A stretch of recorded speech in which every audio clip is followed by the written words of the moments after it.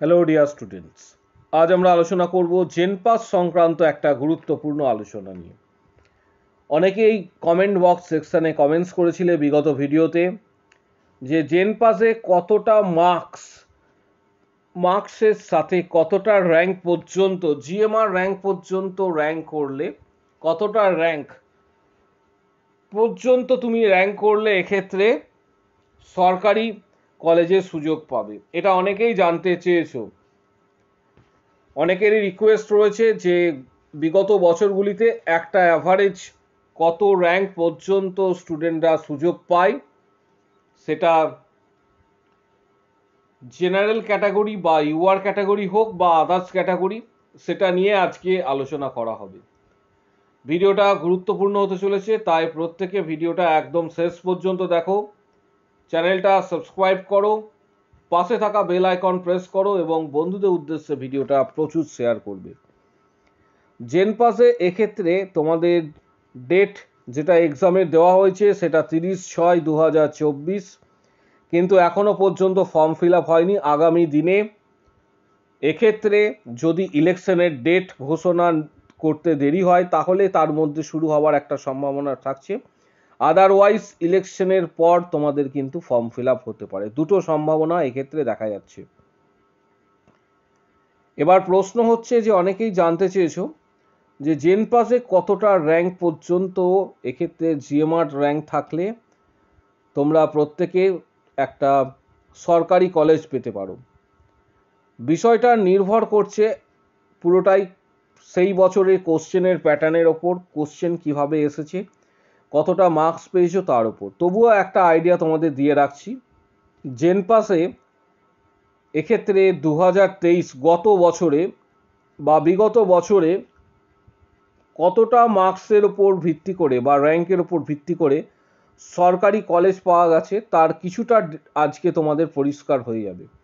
একটা অ্যাভারেজ এক্ষেত্রে কনসেপ্ট তোমাদের কাছে থাকবে যে কতটা র্যাঙ্ক পর্যন্ত র্যাঙ্ক করলে সরকারি কলেজ পাওয়ার একটা সম্ভাবনা থাকে।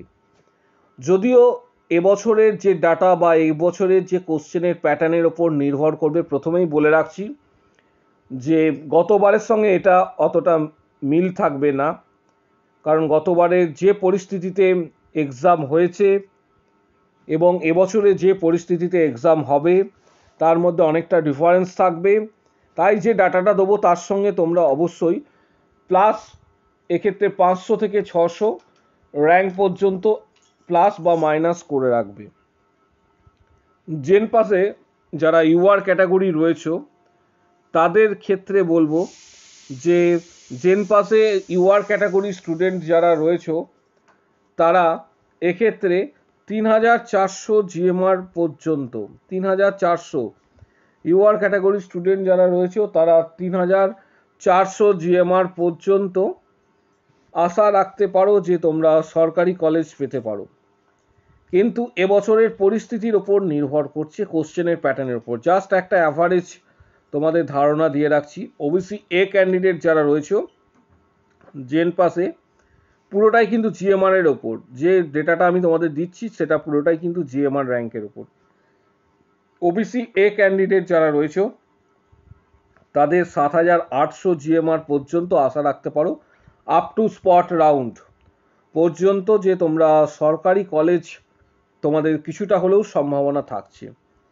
ওবিসি বি ক্যান্ডিডেট যারা রয়েছে 4300 জিএমআর পর্যন্ত আশা রাখতে পারো যে তোমরা সরকারি কলেজ এক্ষেত্রে সম্ভাবনা কিছুটা থাকছে। এসসি ক্যান্ডিডেটদের 8500, এর থেকেও বেশি কিন্তু জিএমআর র্যাঙ্ক যেতে পারে। আমি প্রথমেই বলে রাখছি, আমি এটা কখনোই বলবো না এটাই অ্যাকুরেট ডেটা, এর আশেপাশে তোমাদের র্যাঙ্কিং যেতে পারে, কিন্তু প্রত্যেক বছর এটা চেঞ্জ হয় ডেটা। তোমাদের প্রথমেই বলে রেখেছি যে আমি 500 থেকে প্লাস মাইনাস এক্ষেত্রে 500 থেকে 700 পর্যন্ত ওঠানামা করতে পারে, যে ডেটাগুলো দিচ্ছি। এসটি ক্যান্ডিডেটদের ক্ষেত্রে 27500 পর্যন্ত এক্ষেত্রে সুযোগ থাকতে পারে জিএমআর র্যাঙ্ক পর্যন্ত। অনেকেরই এটা কোয়ারি ছিল জানার জন্য। ইডাব্লিউএস ক্যান্ডিডেট যারা রয়েছে তাদের ক্ষেত্রে 9300 পর্যন্ত 9300 পর্যন্ত তোমাদের সম্ভাবনা থাকবে। যে ডেটাটা দিচ্ছি আপ টু স্পট রাউন্ড পর্যন্ত, mop up and spot round পর্যন্ত ডেটাটা দিলাম। তার সাথে তোমাদের একটা বিষয় বলে রাখলাম যে প্লাস মাইনাস 500 থেকে 700 পর্যন্ত এটা এক্সটেন্ড করতে পারে, প্লাস মাইনাস, এটা প্লাসের দিকেও হতে পারে বা মাইনাসের দিকে। অনেকেরই জানার আগ্রহ ছিল যে কতটা অ্যাভারেজ জিএমআর র্যাঙ্ক পর্যন্ত, এটা পুরোটাই আমি কিন্তু বললাম জিএমআর এর ওপর, জিএমআর র্যাঙ্ক পর্যন্ত সুযোগ পাওয়া সম্ভব। আজকে তোমাদের উদ্দেশ্যে ভিডিওটা করে দিলাম। ভিডিওটা প্রচুর শেয়ার করো, চ্যানেলটা সাবস্ক্রাইব করো, পাশে থাকা বেল আইকন প্রেস করবে এবং বন্ধুদের উদ্দেশ্যে ভিডিওটা প্রচুর শেয়ার করবে। আজকের ভিডিও এই পর্যন্ত।